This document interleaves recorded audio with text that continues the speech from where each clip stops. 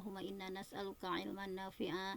Ya Allah, kami memohon kepadamu ilmu yang bermanfaat, wa rizqan thayyiba, rezeki yang baik, wa amalan mutaqabbala, dan amal yang diterima oleh Allah Subhanahu wa taala. Baiklah, sebagaimana biasa di subuh kita akan mengkaji beberapa hal, dan untuk kesempatan kali ini insya Allah kita akan mengkaji 10 adab muslim ya. Ini ada buku yang bagus ya. Di antaranya dalam buku ini kita akan membahas tentang 10 adab gitu ya, 10 adab yang di sini dikategorikan bahwa ada 10 adab dari adab-adab yang paling agung gitu ya. Di sini kan adab itu banyak ya jumlahnya, namun pada kesempatan ini penulis hanya membawakan 10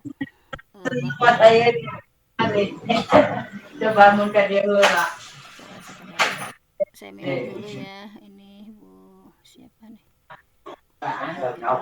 Ini sebentar. Sudah ya. Baik, kita lanjutkan ya.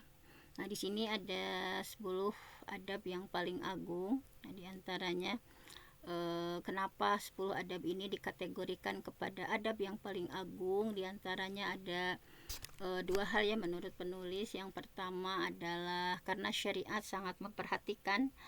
Nah, banyak sekali pembahasan ya yang berkaitan dengan 10 adab yang akan kita bahas ini dalam syariat.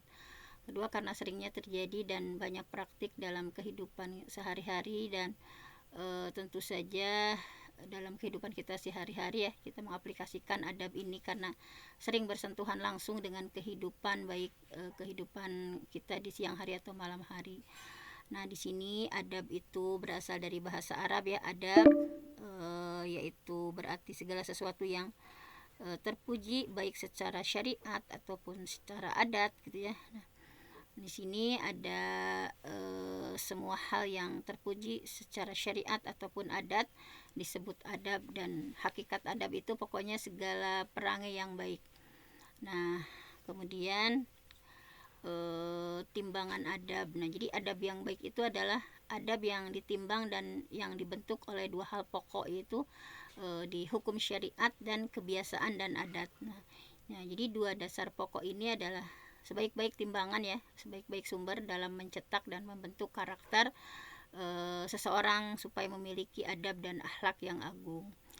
Nah, langsung saja ya kita bahas satu persatu ya. Di sini tentunya adab yang pertama adalah, nah ini yang disampaikan oleh penulis ya, adab salam. Jadi walaupun ini sering kita bahas juga di sesi yang lain, tetapi dalam buku ini kita bahas bahwa yang penulis tulis adab pertama itu adab yang paling agung di antara adab-adab yang lainnya. Ada 10 ini ya, idza laqitahu fasallim alaih, jika engkau bertemu dengan muslim lain ucapkan assalamualaikum warahmatullahi wabarakatuh. Nah, dan jika seorang muslim mengucapkan salam bagimu, maka jawablah waalaikumsalam warahmatullahi wabarakatuh. Nah, jadi adab pertama di sini menurut penulis ya bahwa adab salam. Nah, ini bahwa banyak ya hadis yang sudah kita pelajari tentang salam ini ya. Di antaranya misalnya la tadkhulunal jannah hatta tu'minu, kalian tidak akan masuk surga sampai kalian beriman. Wala tu'minu hatta tahabbu, kalian tidak akan beriman sampai kalian saling mencintai. Aula adullukum ala syai', mau enggak aku tunjukkan kepada kalian sesuatu, idza fa'altumuh, apabila kalian mengerjakannya, tahabbtum, pasti kalian akan saling menyayangi atau mencintai, yaitu afsyus salam bainakum, tebarkanlah salam di antara kalian. Nah, di sini ya sebetulnya ini memang saling terkait ya ketika kita membahas sebetulnya sudah tentang salam gitu ya. Tapi dalam hal ini kita diingatkan kembali bahwa dahsyatnya atau keistimewaan saling memberi salam ya. Jadi kadang kita lupa kumaha damang atau apa gitu ya, dengan bahasa ini kalau ketemu itu ya. Pokoknya absyus salam, bahwa la tadkhulul jannah. Jadi kalian tidak akan masuk surga hatta tu'minu, sampai kalian beriman, wala tu'minu, kalian tidak sempurna iman ya, hatta tahabu, sampai kalian itu saling mencintai ya di antara kita ya, sesama muslim dan sesama muslimah. Awala adulukum ala syai'.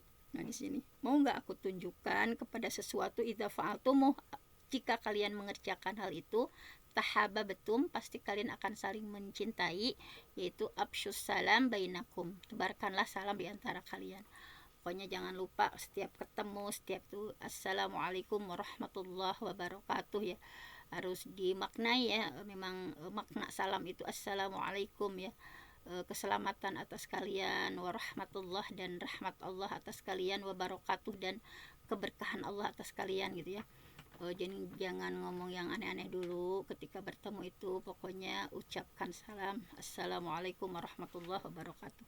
Kemudian banyak juga ya hadis-hadis yang lain, misalnya yang ketika awal tibanya Nabi di kota Madinah, beliau berwasiat kepada kaum muhajirin dan ansor dengan bersabda, ini saking pentingnya ya tentang mengucapkan salam. Kadang kita mengabaikan, atau kadang ya misalnya tadi, misalnya ketika bertemu itu bukan diawali dengan salam, tetapi malah ngobrol yang apa misalnya. Ini kita diingatkan karena saking pentingnya kata Nabi ini. Bahkan Nabi berwasiat ya ayuhan nas, wahai manusia, absyus salam, tebarkan salam, wa at'imut ta'am, berilah makan, wasallu, dan sholatlah, wan nasuniyam, saat orang-orang tidur, tadkhulul jannata bisalam, pasti kalian akan masuk surga dengan selamat. Nah jadi ini ya saking pentingnya tentang salam, Rasulullah berwasiat ya kepada kaum muhajirin dan ansor ketika menggabungkan ya orang-orang muhajir dengan ansor, dipersaudarakan. Wasiat yang pertama itu ini. Jadi wahai manusia, absus salam, tebarkan salam, wa'at imut ta'am, berilah makan ya pada orang-orang, wasallu wanas niyam, sholat malam lah ya, tadkhulul jannata bisalam, pasti kalian akan masuk dengan selamat. Nah jadi di sini apalagi kita mau di bulan Sya'ban ya, sebentar lagi kita akan melaksanakan saum ya. Ada yang di tanggal 18, ada yang 19 ya, kedua-duanya ada hujah masing-masing ya.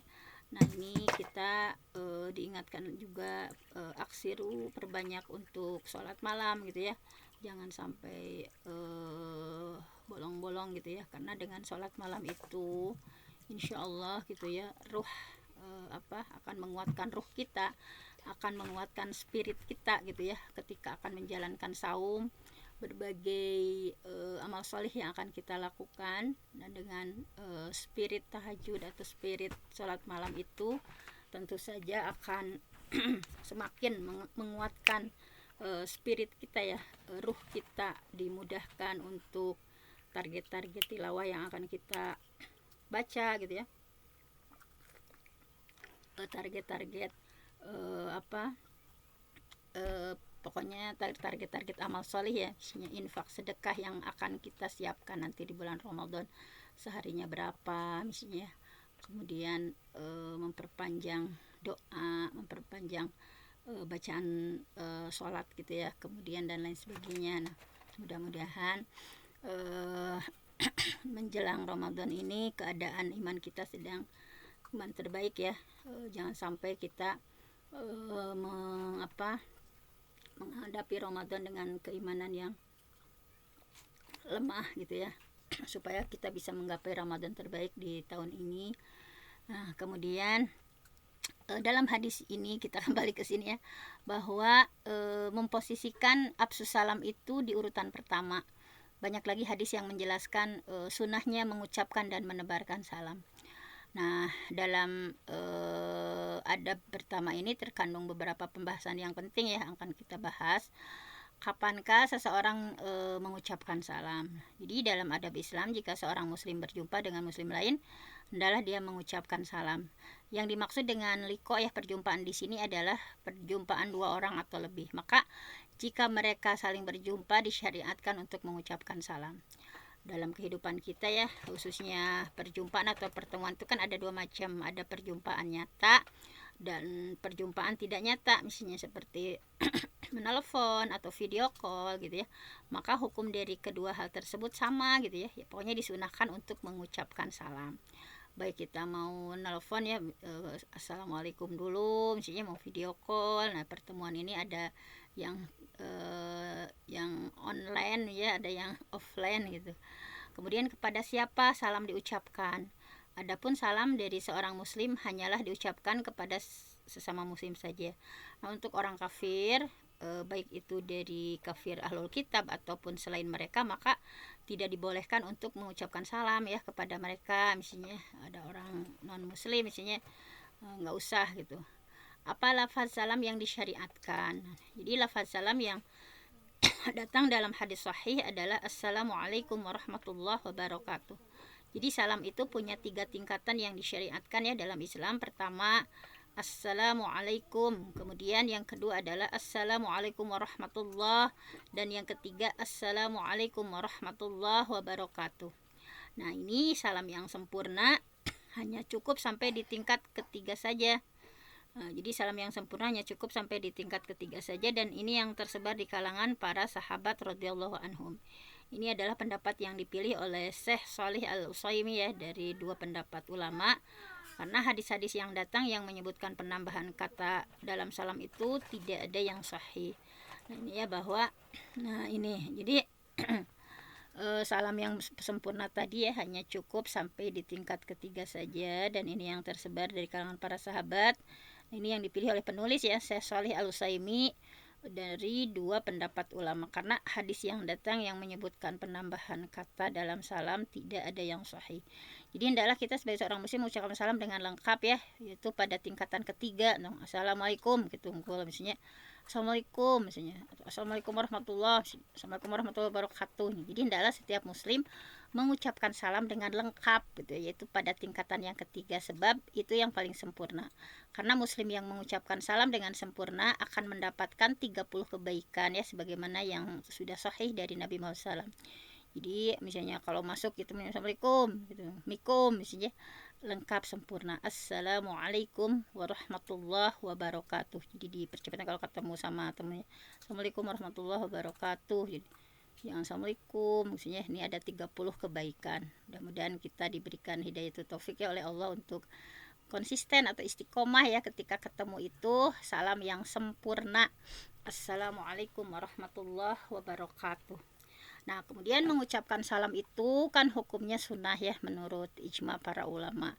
Ini ya bahwa sunnah di sini ya, dalam misalnya dinukil oleh Ibnu Abdil Bar dalam kitab At-Tahmid, maka sunnah hukumnya bagi siapa saja yang berjumpa dengan sesama muslim mengucapkan salam.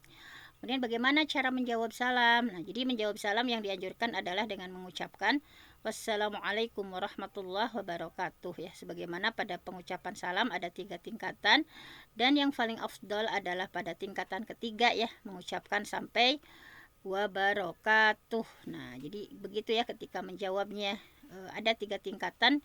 Sebetulnya yang mana saja boleh, namun yang lebih sempurna dan yang lebih afdol adalah yang lengkap. Adapun menjawab salam itu hukumnya wajib ya. Kalau tadi baca salam sunnah ya, kalau menjawabnya wajib.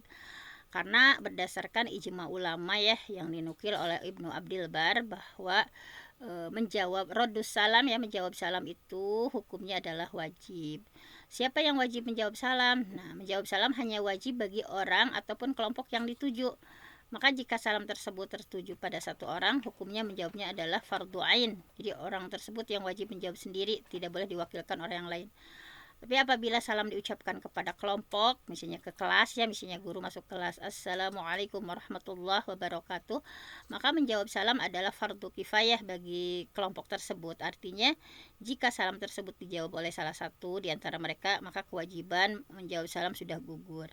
Nah, maka jika seseorang mendengarkan salam dari orang lain dan dia tahu bahwa salam itu tidak ditujukan kepadanya, dia tidak wajib untuk menjawab. Bisa misalnya jika sedang duduk misalnya di sudut masjid, kemudian ada seseorang masuk memberikan salam kepada yang lain ya, maka si lelaki yang duduk di sudut masjid itu tidak wajib untuk menjawab salam, karena salam tidak ditujukan kepadanya. Kemudian ada lainnya ya dalam mengucapkan salam. Nah, di antara yang perlu diperhatikan dalam adab mengucapkan salam adalah tentang siapa yang terlebih dahulu mengucapkannya gitu ya, yang harus mengucapkannya ketika bertemu ya dua kelompok misalnya. Nabi Muhammad SAW sudah menjelaskan bahwa dalam sebuah hadis yang diriwayatkan oleh Imam Bukhari dalam kitab sahihnya dari Abu Hurairah radhiyallahu anhu bahwa Rasulullah SAW bersabda, yusallimus shaghir alal kabir, hendaklah yang kecil mengucapkan salam kepada yang besar. Jadi dari sisi usia ya, misalnya dari yang kecil kepada yang besar. Wal marru alal qa'id, yang berjalan mengucapkan salam kepada yang duduk. Nah, misalnya ada yang duduk nih, ada mau lewat, nah jadi yang berjalan dulu yang mengucapkan salam kepada yang duduk. Wal qalil alal katsir, dan yang sedikit mengucapkan salam kepada yang banyak. Nah, jadi adab dalam Islam ya, kalau ketemu yang usianya lebih muda kepada yang tua, berarti yang kecil dulu ya, yang muda dulu harus mengucapkan salam. Kalau yang antara yang duduk dengan yang berdiri berjalan gitu ya, yang berjalan atau yang melewat gitu ya, ketika mau melewat ya berarti yang melewat ini ya yang mengucapkan salam kepada yang duduk. Nah, kemudian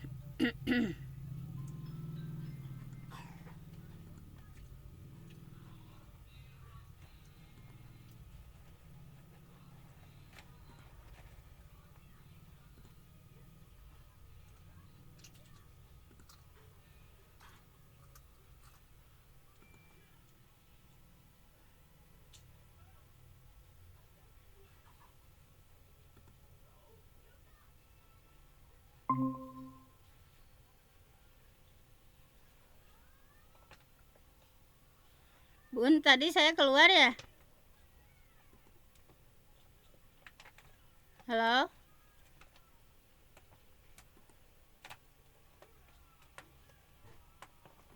Halo? Halo, Assalamualaikum. Bun, Mangga, silakan Bun. tadi saya keluar ya? Iya Iya bunda Bun, terlempar. Udah lama atau terlempar. barusan? Barusan? Dari Udah tadi, lama bun. sudah lama Bun. Oh, Silakan Bun. ya Allah, maaf ya. Dari awal belum bun. Oh gitu? Iya, Iya baru tadi Bun. judulnya terus belum sempat presentasi terkeluar. Iya. Ya Allah, kenapa nggak Mangga, ada? silakan Bun. Oh ya Allah, maaf ya. Saya tadi ngomong sendiri atau ya satu itu. Ya Allah. Sok atuh. Bismillahirrahmanirrahim.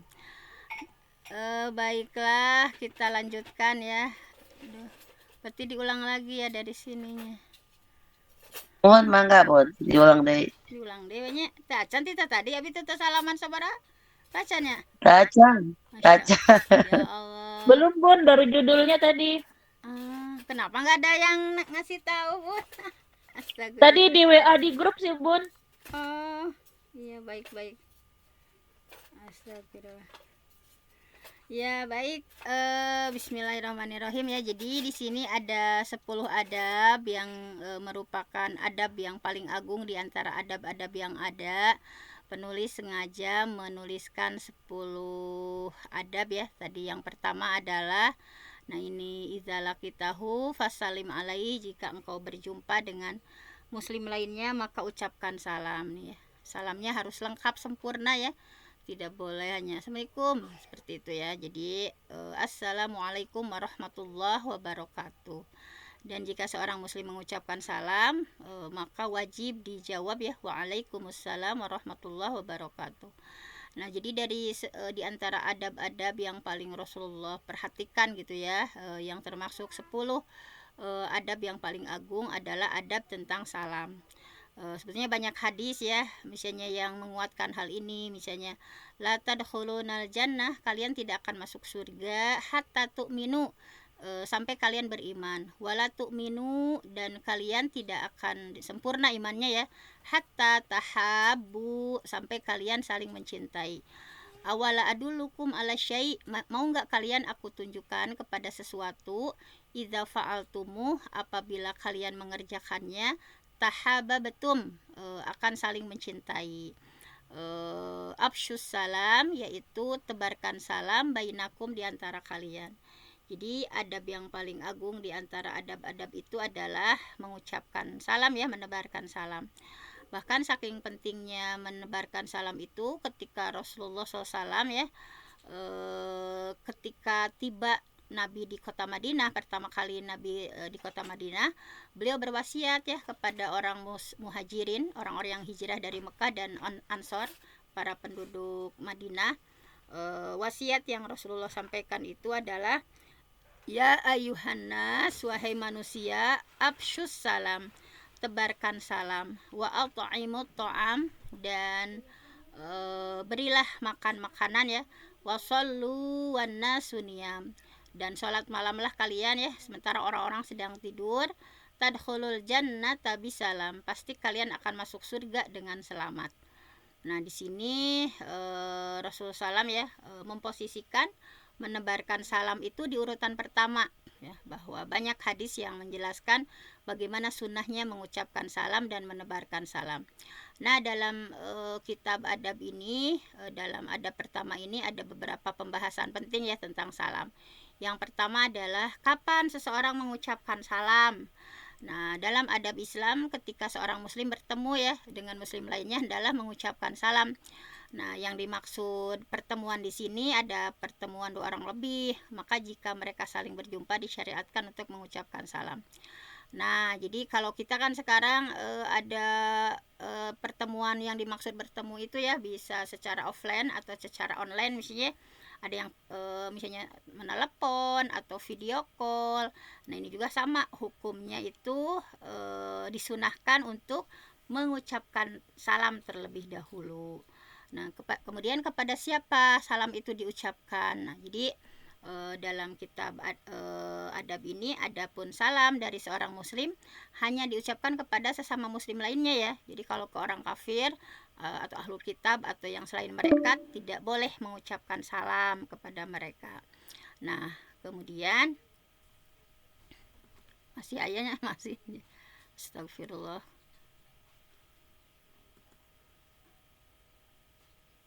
Ya eta meureun tinu ayah we tanah ya apa ayah teh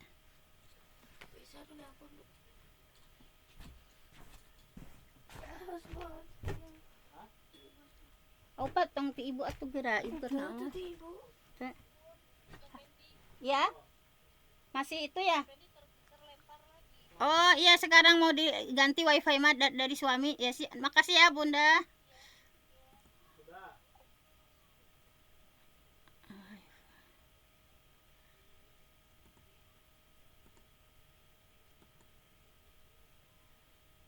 Ayo terlempar.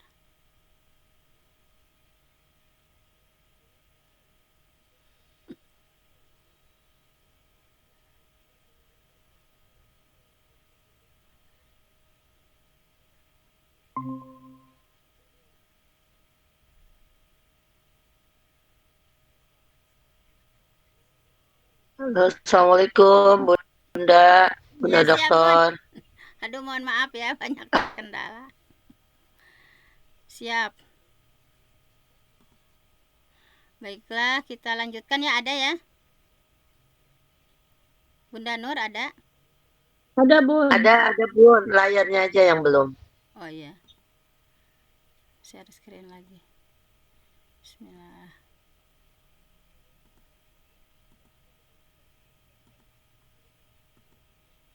Nah ini kemudian tadi ya bahwa kepada siapa salam diucapkan. Jadi tentu saja sebagai seorang sesama muslim ya tidak usah kepada orang kafir atau ahli kitab atau selain mereka ya tidak boleh mengucapkan salam. Jadi apa lafaz salam yang disyariatkan? Nah lafaz salam yang disyariatkan dalam hadis sahih adalah harus lengkap sempurna ya kita itu. Jadi jangan kalau masuk teh assalamualaikum misalnya, assalamualaikum misalnya, tetapi dengan lafaz yang sempurna ya sesuai dengan hadis sahihnya assalamualaikum warahmatullahi wabarakatuh. Nah jadi salam itu kan ada 3 tingkatan yang disyariatkan ya dalam Islam. Ada assalamualaikum saja misalnya, ada kedua assalamualaikum warahmatullah, ada assalamualaikum warahmatullahi wabarakatuh. Dan salam yang sempurna hanya cukup sampai di tingkat ketiga ya. Dan ini yang tersebar di kalangan para sahabat, tidak ada tambahan yang lain. Ini pendapat yang dipilih oleh penulis ya, Syekh Shalih Al-Utsaimin, dari 2 pendapat ulama itu ya, sebab hadis yang datang yang menyebutkan penambahan kata dalam salam tidak ada yang sahih. Nah, maka adalah kita sebagai seorang muslim mengucapkan salam dengan lengkap, yaitu pada tingkatan yang ketiga, assalamualaikum warahmatullahi wabarakatuh, karena itu yang paling sempurna. Karena muslim yang mengucapkan salam dengan sempurna akan mendapatkan 30 kebaikan ya, sebagaimana di hadis sahih dari Nabi Muhammad SAW. Jadi dalam tebarkan salam ya, misalnya ketika kita ketemu sama teman, jangan gimana kabarnya, itu apa-apa dulu ya, pokoknya ketika ketemu assalamualaikum warahmatullahi wabarakatuh ya, dengan sempurna. Kita masuk kelas misalnya assalamualaikum warahmatullahi wabarakatuh, jangan assalamualaikum anak-anak misalnya, tapi dengan sempurna ya, supaya kita mendapatkan pahala yang sempurna, yaitu 30 kebaikan. Nah, kemudian mengucapkan salam itu hukumnya sunnah ya, menurut ijma para ulama. Misalnya dinukil oleh Ibnu Abdil Bar dalam kitab At-Tahmid bahwa sunnah hukumnya bagi siapa saja yang berjumpa dengan sesama muslim untuk mengucapkan salam. Jadi intinya sunnah ya, kalau menjawab kan wajib, kalau mengucapkannya sunnah. Bagaimana cara menjawab salam? Nah, menjawab salam yang dianjurkan adalah dengan mengucapkan sama sempurna ya. Jangan waalaikumsalam, udah aja gitu ya. Waalaikumsalam warahmatullahi wabarakatuh. Waalaikumsalam, dan atas kalian ya keselamatan, tuh rahmat dari Allah tercucur, keberkahan dari Allah. Nah, jadi sebagaimana pengucapan salam ada 3 tingkatan. Yang paling afdol adalah tingkatan ketiga, mengucapkan sampai wabarakatuh. Maka begitu juga ya ketika kita menjawab, ada 3 tingkatan, sebetulnya yang mana saja boleh, namun yang lebih sempurna, lebih afdol adalah yang lengkap tadi ya. Nah, kemudian adapun kalau menjawab salam itu hukumnya wajib ya. Kalau mengucapkan tadi kan sunnah, kalau menjawab itu wajib ya, sebagaimana dinukil oleh Ibnu Abdil Bar bahwa wajib ya, raddus salam itu adalah wajib. Kemudian siapa yang wajib menjawab salam? Jadi menjawab salam itu hanya wajib bagi orang atau kelompok tertentu yang dituju ya. Kalau salam itu ditertuju pada salah satu orang, maka hukumnya menjadi fardu ain ya, kalau ditujukan kepada satu orang. Artinya orang tersebut wajib menjawabnya sendiri, tidak boleh diwakilkan. Adapun kalau kelompok misalnya maka fardu kifayah, misalnya guru ke kelas assalamualaikum warahmatullahi wabarakatuh misalnya kan banyakkan ya, maka jika salam tersebut dijawab oleh salah satu ya diantara itu, maka kewajibannya sudah gugur bagi semuanya. Tapi jika makanya ya, jika seorang mendengarkan salam dari orang lain dan dia tahu bahwa salam tersebut ditujukan kepadanya ya, tidak ditujukan kepadanya, maka tidak wajib. Misalnya sedang duduk di masjid ya, kemudian ada seorang masuk mengucapkan salam ya kepada orang lain juga, maka si laki-laki yang duduk di sudut masjid itu tidak wajib menjawab ya, karena salam tidak khusus ditujukan kepadanya. Kemudian adab lainnya dalam mengucapkan salam di sini di antara yang perlu diperhatikan ya dalam adab mengucapkan salam adalah siapa yang lebih dulu misalnya ya yang harus ngucapin salamnya. Misalnya di sini ada hadis dari Bukhari bahwa Abu Hurairah radhiyallahu an menyampaikan ya, Rasulullah bersabda, yusallimu shaghir alal kabir, hendaklah yang kecil mengucapkan salam kepada yang besar. Nah, jadi dari sisi usia ya, misalnya siapa yang lebih muda, nah dia yang mengucapkan salam terlebih dahulu. Disunahkannya ya wal maru alal qaid, yang lewat kepada yang duduk ya. Misalnya jadi yang jalan misalnya yang wajib mengucapkan salam dulu, yang jalannya dulu ya kepada yang duduk. Wal qalil alal kasir, yang sedikit harus memulai ya mengucapkan salam kepada yang banyak.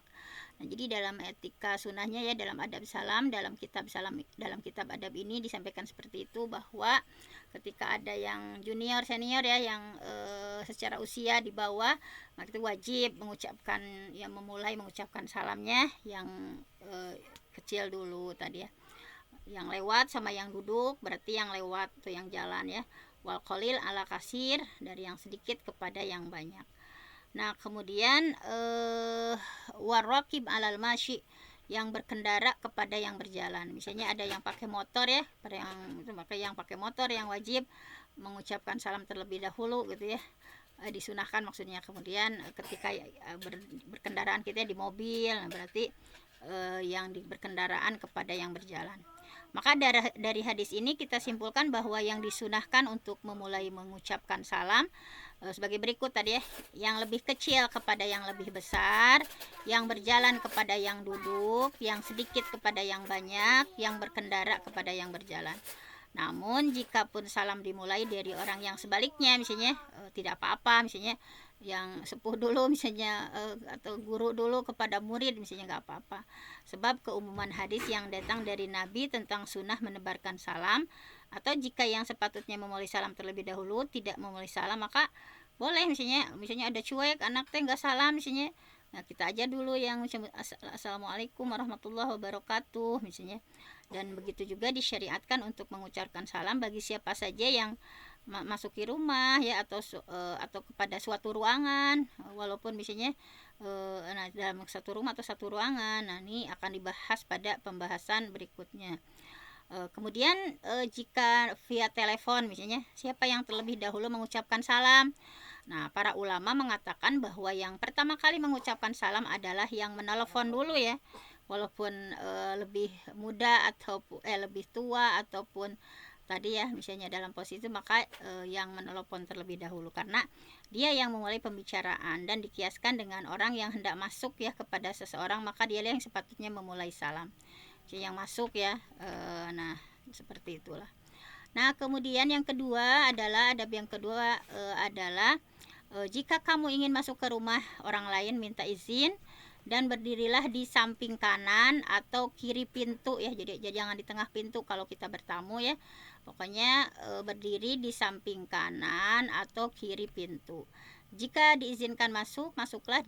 Jika tidak diizinkan, maka pulanglah. Nah ini ya dari 10 adab yang paling agung adalah adab yang kedua tentang ini. Jadi kalau kita ada bertamu gitu ya, atau ke rumah orang lain, maka disunahkan itu berdirinya di samping kanan atau di kiri pintu.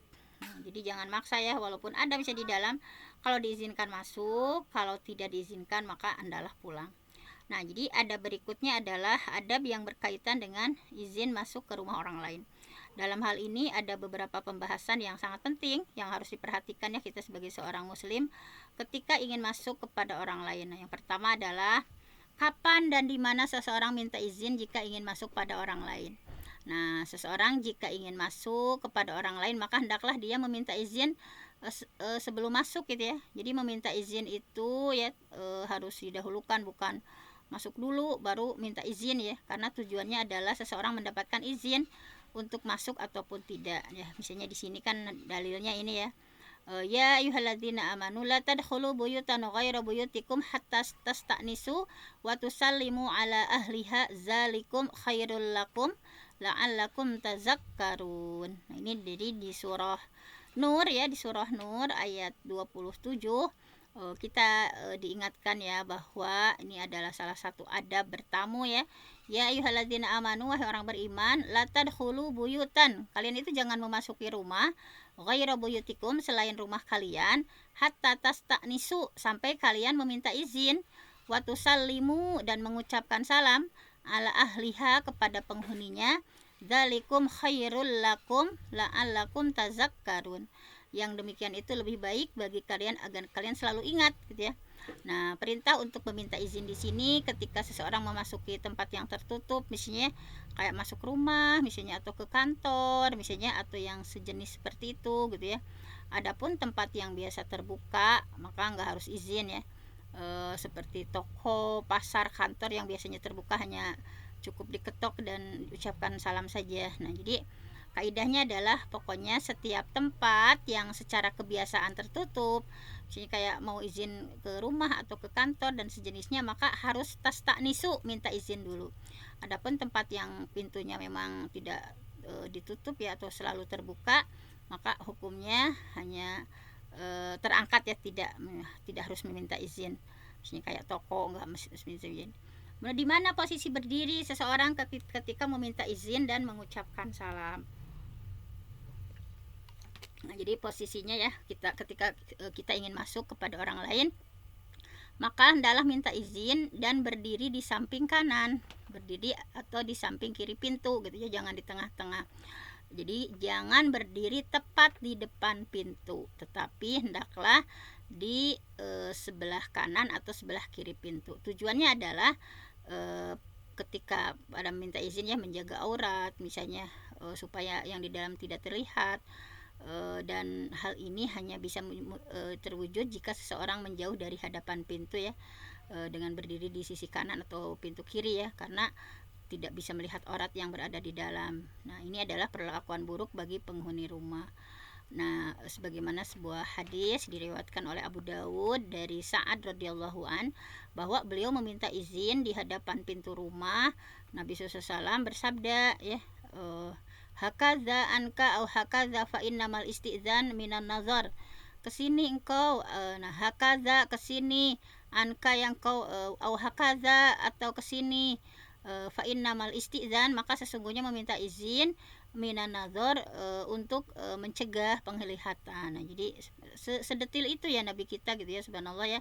Jadi dibenerin nih, ada seseorang yang bertamu ya, dibenerin begini nih, kamu teh di sini atau di sini gitu ya, karena sesungguhnya meminta izin al istizan itu minan nazar ya, untuk mencegah penglihatan, yang melihat sesuatu yang tidak seharusnya dilihat. Dan apabila ditanyakan siapa, hendaklah menyebutkan nama, misalnya siapa, misalnya saya anu misalnya. Nah, di sini kemudian faidahnya bahwa ketika seseorang berdiri di depan pintu ya, misalnya di pintu rumah orang lain, kemudian melihat ke dalam rumah tanpa seizin penghuninya, dan kemudian penghuni tersebut melemparkan batu hingga mengenai dan melukai ke mata orang tersebut, maka si penghuni rumah tidak dikenakan diat dan penghuni rumah tidak mendapatkan sanksi. Hal ini sebagaimana hadis sahih yang diriwayatkan oleh Imam Bukhari ya, bahwa Abu Hurairah menyampaikan Nabi SAW bersabda, kalaulah ittala'a ya, seseorang melihat fi baitika ke dalam rumahmu ya, ahadun, jika ada seseorang melihat ke dalam rumahmu, walam ta'zan lahu, dan engkau belum mengizinkannya, khazaftahu bihasah, kemudian kau lempar dia dengan batu, fafaqta ainahu, kemudian sampai melukai matanya, maka na'alaika min junah, engkau tidak dikenakan sanksi apa-apa. Nah, ini ya, saking Islam itu menjaga privasi ya, misalnya menjaga hal-hal di rumah ya. Nah, seperti itu. Kemudian Imam An-Nawawi ya, ketika menjelaskan hadis ini, beliau berkata, apakah boleh langsung melempar sebelum diingatkan terlebih dahulu atau tidak? Terdapat dua pendapat dari kalangan ulama Syafi'iyah ya. Yang paling benar adalah boleh langsung melemparnya meskipun nggak diingetin dulu gitu ya. Nah, ini seperti zahir hadisnya saja seperti itu gitu ya. Jadi kan ada juga yang nggak sopan gitu ya, sama ya, misalnya ada yang suka selonong boy misalnya ke rumah itu. Nah, itu mau dilempar tidak ada dosa ya. Nah, dalam etika di hadisnya seperti itu. Nah, jika telah meminta izin dan salam, kapan seseorang dibolehkan masuk? Jadi seseorang dibolehkan untuk masuk ke rumah ya orang lain apabila sudah mendapatkan izin dari penghuni rumah atau dari tempat tersebut. Maka tidak cukup hanya jawaban salam saja, harus ada ucapan yang menunjukkan bahwa penghuni sudah mengizinkan untuk masuk ya. Silakan masuk, misalnya silakan ke sini, atau dengan lafaz lainnya gitu ya, yang bermakna mengizinkan masuk. Hal ini dalam firman Allah tadi ya, fa ilam tajidu fiha ahadun fala tadkhuluha hatta yu'dzan lakum wa in qila lakum irji'u farji'u huwa askalakum wallahu bima ta'maluna alim. Maka jika kalian tidak mendapati izin ya, maka jangan masuk gitu ya, sampai diizinkan bagi kalian. Dan jika dikatakan misalnya irji'u, pulang misalnya enggak mau menerima tamu yang itunya, yang di rumahnya ya, irji'u, ketika diucapkan pulanglah, farji'u, maka pulanglah gitu ya. Huwa askalakum, hal ini lebih suci bagi kalian, wallahu bima ta'maluna alim, dan Allah mengetahui terhadap apa yang kalian kerjakan. Nah, namun sebagaimana di ayat tadi disebutkan bahwa jika seseorang tidak mendapatkan izin, untuk masuk, maka janganlah dia masuk. Maka jika dikatakan pulanglah, maka pulanglah. Ini ada faidah-faidahnya ya. Ibnu Katsir menukil sebuah perkataan tabi'in ya, yaitu Qatadah rahimahullah. Qatadah menyampaikan bahwa sebagian kaum muhajirin berkata, ini muhajirin itu berarti orang Mekah ya yang hijrah ke Madinah. Aku sudah mencari-cari sepanjang usiaku. Aku ingin sekali agar bisa mengamalkan ayat ini. Maka sungguh aku tidak mendapatkan sama sekali ketika aku meminta izin kepada saudara-saudaraku untuk masuk. Lalu mereka berkata pulanglah, sehingga aku bisa pulang dalam keadaan mengamalkan ayat ini. Nah ini ya, di antaranya yang beliau ya ingin mengamalkan ayat ini sampai ingin melakukan seperti itu. Nah, keadaan orang yang pulang karena tidak diizinkan untuk masuk itu ada dua. Yang pertama, dia pulang dalam keadaan hatinya ridho dan jiwanya tentram. Maka ini sesuai dengan syariat Islam. Karena sesungguhnya perintah untuk pulang itu adalah perintah dari Allah Azza wa Jalla, sebagaimana ayat di atas. Dan hakikat seseorang yang patuh kepada perintah Allah, dia menerima dengan lapang dada dan hatinya ridho. Agar tidak ada dalam hatinya kesal, misalnya udah jauh-jauh gak diizinin, misalnya sungguh Allah memerintahkan jika kita disuruh pulang maka kita adalah pulang, karena setiap orang terkadang punya uzur atau ada halangan ya untuk menerima orang lain misalnya. Kemudian yang kedua ada dia pulang dalam keadaan jiwa tidak ridho dan merasakan sakit hati, misalnya ini gimana udah mau melangkan waktu malah disuruh pulang gitu ya. Maka jika hatinya cenderung ingin mencela penghuni rumah itu atau dia mengatakan hal yang tidak layak, ini menunjukkan bahwa dia tidak menerima ketentuan Allah terhadap dirinya. Dan apabila seseorang tidak mendapati penghuninya ya, tidak menjawab salam atau tidak berkata apa-apa gitu ya, setelah menjawab salam maka pulanglah. Karena izin itu ada dua macam. Yang pertama, ada jawaban dari penghuni rumah apakah dia diizinkan atau tidak. Jika diizinkan maka boleh masuk, jika tidak diizinkan maka pulanglah. Kedua, tidak ada jawaban dari penghuni, misalnya nggak ada jawaban terus ya, maka pulanglah. Udah, misalnya itu tanda-tanda tidak mau ditamui, misalnya Assalamualaikum warahmatullahi wabarakatuh, misalnya tidak ada jawaban terus maka pulanglah gitu. Berapa kali salam boleh diucapkan jika tidak dijawab? Nah, ini ya sedetil ini dalam Islam itu ya dibahas. Seseorang hanya boleh mengucapkan salam sebanyak 3 kali ya. Jadi kalau kita bertamu ya, minta izin itu cukup 3 kali saja. Kalau 3 kali nggak dijawab-jawab maka pulanglah gitu ya. Sebagaimana ada hadis Nabi tadi, misalnya Assalamualaikum warahmatullahi wabarakatuh, misalnya dijeda dulu, nggak ada yang jawab Assalamualaikum warahmatullahi wabarakatuh, nggak ada yang jawab lagi. Nah jadi ketiga kalinya tidak dijawab-jawab pulanglah gitu ya. Nah dari Anas bahwa Nabi meminta izin ya kepada Sa'ad bin Ubadah radhiyallahu anhu bahwa Rasulullah SAW mengucapkan Assalamualaikum warahmatullahi, lalu Sa'ad menjawab Waalaikumsalam warahmatullahi ya dengan suara yang lirih, sehingga Nabi tidak mendengar gitu ya saat menjawab gitu ya. Kemudian Nabi melakukan hal yang sama sebanyak 3 kali dan dijawab oleh Sa'ad sama lalaunan nggak jawab nanti gitu ya. Rasulullah Assalamualaikum warahmatullah, kemudian dijawab dengan suara lirih. Nabi Musa sampai tidak mendengarnya, maka Nabi pulang gitu ya. Kemudian diikuti oleh Sa'ad, kemudian menyampaikan, ya Rasul, tidaklah satu salam pun yang engkau ucapkan kecuali semuanya terjelas di telingaku gitu ya, dan sudah aku jawab, namun aku sengaja tidak membuatmu mendengar, jadi launan ngahaja gitu ya. Hal ini karena aku ingin memperbanyak mendapatkan salam darimu dan juga ingin mendapatkan banyak keberkahan dari Nabi gitu ya.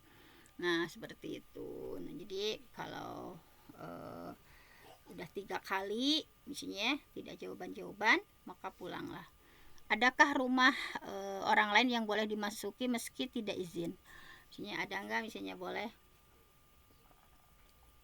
Nah di sini bahwa ada gitu ya, ada rumah yang boleh dimasuki oleh seseorang meskipun tidak ada izin dari pemilik atau penghuninya.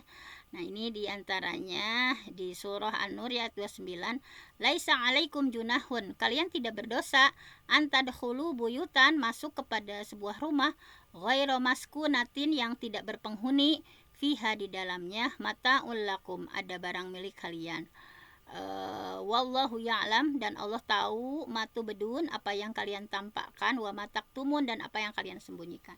Jadi kalau rumah kosong ya misalnya nggak usah minta izin itu mah. Jadi nah tidak ada dosa jika kalian memasuki rumah yang tidak berpenghuni ya. ghairu maskunah, rumah yang tidak berpenghuni di dalamnya, maka langsung saja. Nah, namun ulama berbeda pendapat tentang rumah yang dimaksud. Sebagian ada yang mengatakan bahwa rumah atau kamar yang sudah disewa, misalnya seperti hotel ya, kalau zaman sekarang misalnya jika seseorang menyewa hotel maka dia boleh masuk ke dalam kamar meskipun kamar itu bukan miliknya gitu ya. Ada yang mengatakan perumahan tempat persinggahan bagi orang musafir, namun syaratnya sebagaimana yang disebutkan pada ayat di atas, yaitu tidak berpenghuni dan ada barang pribadi di dalamnya, tidak ada barang pribadi di dalamnya. Atau ada yang mengartikan ada kepentingan di dalamnya, wallahu alam. Terakhir misalnya ini kita bahas yang ketiga adalah, nah, jika kamu makan atau minum maka mulai dengan baca bismillah, lalu makan dengan tangan kanan, maka makan apa yang terdekat ya, dan jika sudah selesai jilati ya dengan jemari dan ucapkan alhamdulillah. Nah, ini juga kadang sunnah ini kita jarang menjilat-jilati, misalnya langsung saja cuci tangan, padahal ini adalah sebuah sunnah ya. Pokoknya kalau mau makan baca bismillah dengan tangan kanan yang dekat ya dari kita, ulang ngerongkong misalnya, dan jika sudah selesai, nah ini yal akoha au yul ikoha ya, dijilat-jilati jemari ya dan ucapkan alhamdulillah. Nah, jadi adab yang ketiga ini adab yang berkaitan dengan makan minum. Nah, setiap manusia dalam kesehariannya tentu saja nggak terlepas dari makan dan minum ya, karena seorang muslim harus nah ini makanya harus mengerti adab dan akhlak ketika makan dan minum. Nah, di sini akan dibahas ya beberapa hal pokok dengan adab makan dan minum. Kapan mengucapkan bismillah dengan dan apa lafaz afdolnya? Nah, di sini ya, jika seorang muslim mau makan, maka hendaklah baca bismillah. Jadi baca bismillah sebelum memulai suapan pertama ya.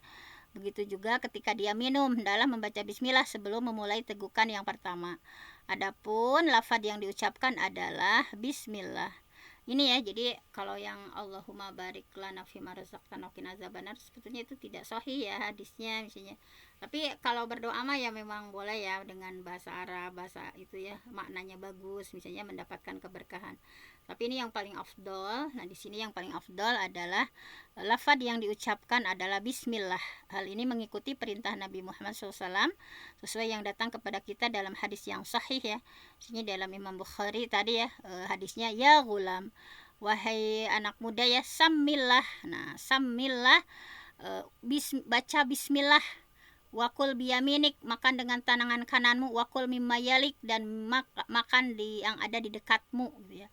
Nah, dalam sebuah hadis yang diriwayatkan oleh At-Tabrani Al-Mu'jamul Kabir milik beliau ya, tentang hadis di atas, bahwa Nabi Muhammad SAW bersabda, ya gulam, idza akalta fakul bismillah.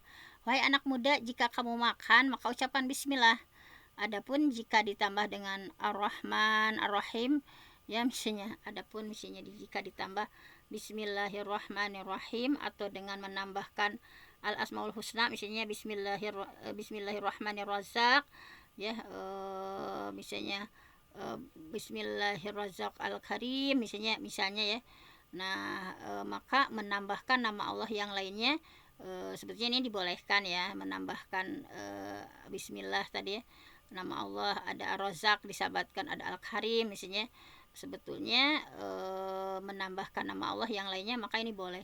Namun ulama berbeda pendapat ya, bagaimana yang lebih sempurna, yang lebih afdol. Apakah cukup dengan lafaz bismillah sesuai dengan yang datang dari hadis lebih afdol, atau dengan menambahkan nama Allah di belakangnya, misalnya Ar-Rahman ada Rahim, lebih afdol, apakah seperti itu? Ini ada dua pendapat dari kalangan ulama. Pendapat pertama adalah yang paling utama dan paling afdol adalah dengan menambahkan nama Allah lainnya. Ini pendapat dipilih oleh Syekh Imam An-Nawawi dan Syekh Islam ya Ibnu Taimiyah rahimahullah. Jadi yang paling utama menurut Ibnu Taimiyah dan menurut Syekh Imam An-Nawawi yaitu menambahkan nama Allah lainnya ya. Jadi bismillah tadi ya, mau Ar-Razzaq misalnya ya, Al-Karim, Bismillahirrazzaq, Bismillahirrazzaqul Karim, Bismillahirrazzaqil Karim misalnya ya. Nah, pendapat kedua yaitu pendapat yang berbeda ya. Nah, ini pendapat yang dipilih oleh Ibnu Hajar Al-Asqalani, yaitu yang lebih afdol dan lebih utama cukup dengan lafaz yang datang sesuai hadis bismillah saja gitu ya. Meskipun jika ditambah juga tidak apa-apa, namun yang paling afdol, paling utama hanya cukup dengan apa yang dalam hadis ya, yaitu Ibnu Hajar mengomentari pendapat An-Nawawi dengan mengatakan bahwa beliau belum menemui dalil yang mengatakan bahwa lafaz dengan tambahan lebih afdol daripada apa yang ada dalam hadis. Nah, dan pendapat yang dipilih oleh Ibnu Hajar adalah yang paling kuat. Jadi menurut Syekh Shalih Al-Utsaimin hafizahullah ya, penulis buku ini, beliau mengutip atau lebih setuju kepada pendapat Ibnu Hajar, yaitu sesuai dengan hadisnya bismillah saja. Nah, maka pendapat yang kuat adalah hanya mengucapkan lafaz yang datang dalam hadis sahih. Namun misalnya jika ditambahkan dengan nama Allah dari Al-Asmaul Husna, ya itu boleh-boleh saja. Namun telah meninggalkan hal yang afdol. Nah, jadi kita mau mengikuti pendapat siapa dipersilahkan saja ya. Apakah yang pendapat pertama ya yang ditambahkan itu yang lebih utama, atau kalau menurut penulis buku ini beliau mengutip Ibnu Hajar Al-Asqalani ya, Syekh Shalih Al-Utsaimin, beliau menyampaikan pendapat yang kuat itu hanya mengucapkan bismillah sesuai yang tertera di dalam hadis. Bagaimana jika seseorang lupa misalnya baca bismillah sebelum dia makan? Apabila seseorang lupa baca bismillah ya sebelum dia makan, maka ada dua keadaan. Pertama, dia ingat bahwa dia belum membaca bismillah, misalnya di tengah-tengah makan, maka hendaklah dia langsung membaca dengan mengucapkan bismillah fi awwalihi wa akhirihi. Bismillah fi awwalihi wa akhirihi. Kedua, jika dia lupa baca bismillah dan dia baru ingat ketika sudah selesai. Kalau lagi makan mah tadi kan bismillah fi awwalihi wa akhirihi ya, ini lagi makan lupa nggak bismillah dulu, bismillah fi awwalihi wa akhiri.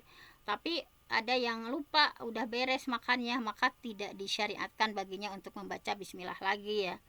Kemudian tangan bagian mana yang digunakan untuk makan? Nah, di sini ya, seseorang muslim saat dia makan atau minum ya, sekecil apapun bendanya, adalah menggunakan tangan kanan. Nah, hal ini ya sesuai dengan hadis tadi. Wakul biyaminik, maka makanlah dengan tangan kananmu. Dan juga sebagaimana banyak hadis bahwa Nabi melarang makan dan minum dengan menggunakan tangan kiri. Kadang kita kalau lagi sibuk ya, ini bala-bala di kanan, misalnya lepet di kiri misalnya. Pokoknya Nabi melarang makan dan minum dengan menggunakan tangan kiri. Beliau mengatakan bahwa hal tersebut adalah perbuatan setan. Nah, setan makan dengan tangan kirinya. Dalam hadisnya Nabi, idza akala ahadukum, jika salah seorang di antara kalian makan, falyakul biyamini, maka makanlah dengan tangan kanan. Wa idza syariba, kalau minum, falyashrib biyamini, maka minum dengan tangan kanan. Fa inna syaitan yakulu bishimalih, karena setan mereka makan dengan tangan kiri, wa yashrabu bishimalih, dan minum dengan tangan kiri. Nah, apabila seseorang tidak punya tangan ya, dan kemudian dia makan dengan menggunakan kaki, maka dia makan dengan kaki kanan. Dan jika dia tidak mampu, maka semampunya saja. Nah, makanan yang mana yang dimakan ya, sebagaimana hadis Umar bin Abi Salamah radhiyallahu an, bahwa hendaklah seseorang jika dia makan bersama orang lain, maka makanlah yang di dekat ya, yang dekat gitu ya. Namun jika makanan yang dihikannya hanya satu ya, tidak ada yang lain, maka tadi ya, misalnya jenis makanan yang dimakan misalnya ada nasi, ada ikan, sayur dan lain, maka boleh baginya untuk mengambil makanan yang beda jenis tersebut meskipun jauh gitu ya.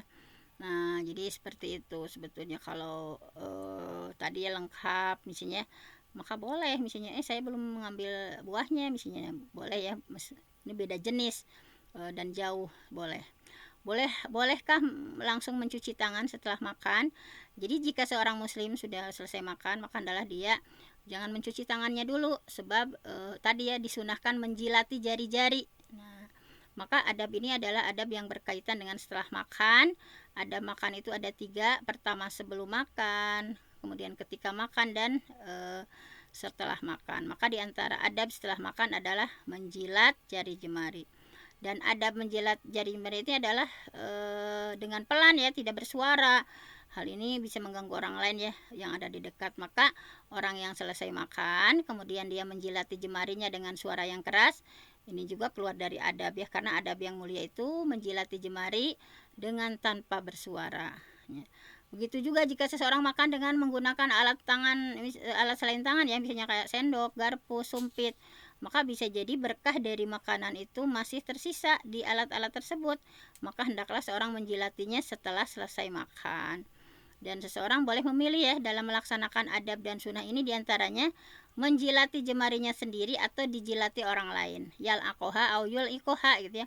Seperti suami kepada istri atau kepada anak kecil ya. Atau anak kecil kepada orang tua, misalnya suami kepada istri, misalnya. Hal ini sebagaimana sudah dalam hadis yang sahih ya dari Imam Bukhari dan Muslim. Nah, dari Ibnu Abbas radhiyallahu an, Nabi sallallahu bersabda, "Idza akala ahadukum," jika seseorang makan, fala yamsah yadah, maka jangan mengusap tangannya hatta yal'aqaha aw yulqaha, sampai dia menjilatinya atau dijilatkan kepada orang lain. Dan dikhususkan dengan dijilat oleh orang lain di sini adalah orang yang tidak merasakan jijik ya. Misalnya kayak suami ke istri, misalnya anak ke mamahnya, atau adapun orang yang merasa jijik jika jemari dijilati olehnya maka tidak dianjurkan. Sebagaimana kebiasaan orang Arab bahwa bermain-main ya, kayak bergurau dengan menjilati tangan atau suami istri atau orang tua dengan anak, hal ini sudah biasa ya. Nah, ini adalah sunnah yang biasa dilaksanakan. Adapun antara orang yang tidak ada hubungan suami istri atau hubungan orang tua dengan anak, maka hal ini tidak disukai dan akan terasa jijik, maka hal ini tidak perlu dilakukan. Apa yang diucapkan setelah selesai makan?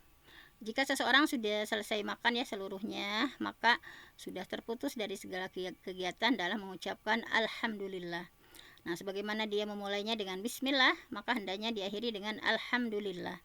Dan hadis-hadis yang datang dengan lafaz tahmid setelah makan banyak berbeda-beda, namun semua hadis itu terkumpul di dalamnya pujian kepada Allah, yaitu hamdalah. Jika seseorang mengucapkan alhamdulillah saja setelah dia makan, maka hal itu sudah menerapkan sunnah. Dan jika ditambahi dengan bacaan lainnya sebagaimana hadis-hadis yang lain ya, misalnya alhamdulillahi katsiran thayyiban mubarakan fi ghaira makfiyin wala muwaddi'in wala mustaghnan anhu rabbana. Ini juga bisa ya dibaca, alhamdulillahi katsiran thayyiban mubarakan fi ghaira makfiyin wala muwaddi'in wala mustaghnan anhu rabbana. Segala puji kepada Allah dengan pujian yang berlimpah, baik dan penuh berkah di dalamnya, dengan tanpa tertolak, tidak pula ditinggalkan tanpa ada kebutuhan Allah sedikit pun darinya. Nah, jadi banyak ya bacaan-bacaan, misalnya silahkan saja, misalnya pokoknya sebuah doa yang memiliki keutamaan yang luar biasa tadinya. Man akala, nah diantaranya di ini man akala atau aman, barang siapa yang makan kemudian mengucapkan alhamdulillahilladzi at'amani hadzal ta'ama razaqanihi min ghairi haulin minni wala quwwah ghufira lahu ma taqaddama min dzanbi. Jadi setelah makan baca doa ini ya, alhamdulillahilladzi at'amani hadzal ta'ama razaqanihi min ghairi haulin minni wala quwwah, maka diampuni dosa-dosanya. Nah ya, diampuni dosanya. Apakah ketika makan disunahkan untuk diam? Ya, jadi tidak jarang kita dapati ketika makan orang tua ya, misalnya melarang anak bicara. Hal ini tidak sesuai dengan adab sunnah yang diajarkan Nabi ya. Ya, jadi Nabi sering berbicara, justru ketika makan ini adalah waktu terbaik, waktu yang tepat ya kalau kita mau ngasih nasihat ke anak misalnya. Nabi sering berbicara dan berbincang yang ma'ruf ya ketika sedang makan. Imam An-Nawawi berkata dalam kitabnya Al-Azkar bahwa bab berbicara ketika makan. Hal ini kalau dikira makan jangan bersuara, itu tidak sesuai ya. Jadi ini ketika justru ada bab berbicara ketika makan dalam kitab Al-Azkar ya, misalnya ada lagi yang lain bab memuji makanan ya.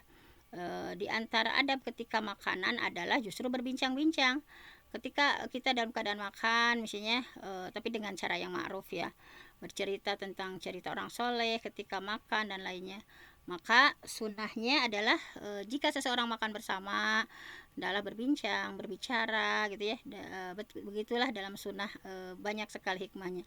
Terkhusus misalnya di keluarga ya, berapa banyak masalah yang terpecahkan di meja makan, berapa banyak kabar dari anak, orang tua, saudara atau lainnya diketahui ketika sedang makan. Maka hendaklah seseorang ketika makan itu dengan obrolan positif ya diisinya, hendaklah menjauhi obrolan yang bersifat ghibah, adu domba gitu ya. Jangan sampai meja makan juga diisi dengan bangkai sesama manusia.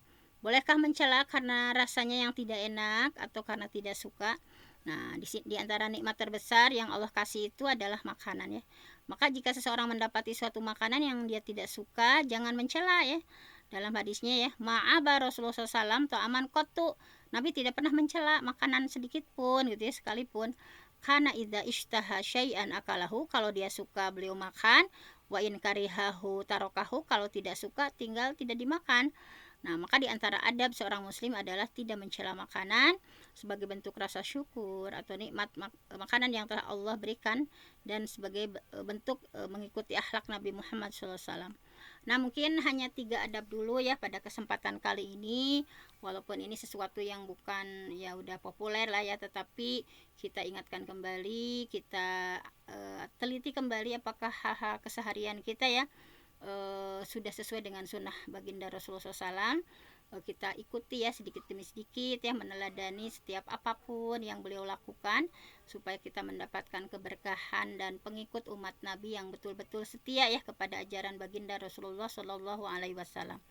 Saya mohon ampun sama Allah, yang benar datangnya dari Allah, yang salah dari saya sendiri. Aku lu qauli hadza wa astaghfirullah li wa lakum. Assalamualaikum warahmatullahi wabarakatuh. Waalaikumsalam warahmatullahi wabarakatuh. Demikianlah pelajaran yang telah disampaikan oleh guru kita. Mudah-mudahan kita semua dapat mengamalkan apa yang